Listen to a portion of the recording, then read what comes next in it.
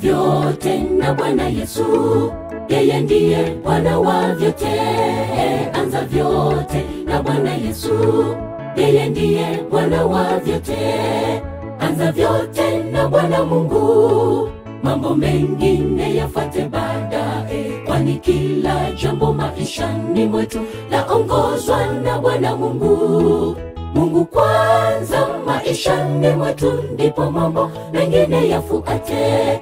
Mungu kwanza maishani mwetu, ndipo mambo mengine yafuate. Tutafute kwanza ufalme wa mbinguni, na hayo yote tutazidishiwa. Tusisumbukie ya kesho, yanapita. Tumweke Mungu awe wa kwanza katika maisha yetu. Ushindi ni hakika tukiwa naye. Tutafute kwanza ufalme wa mbinguni, na hayo yote tutazidishiwa. Tusisumbukie ya kesho, yanapita.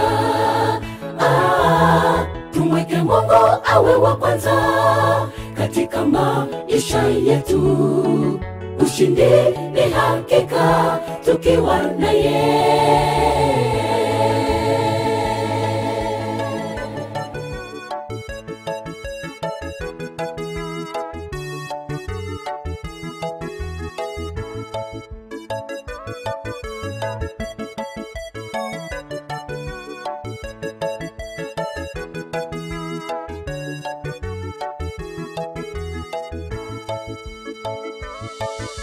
Siku zote Mungu akiwa wa kwanza, atawale katika maisha yetu.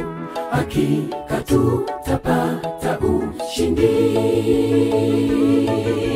Jiulize, Mungu ni wa kwanza kwako, au mambo yako ndiyo ya kwanza? Hebu tafakari ndugu yangu. Siku zote Mungu akiwa wa kwanza, atawale katika maisha yetu. Hakika tutapata ushindi. Jiulize, Mungu ni wa kwanza kwako, au mambo yako ndiyo ya kwanza? Hebu tafakari ndugu yangu.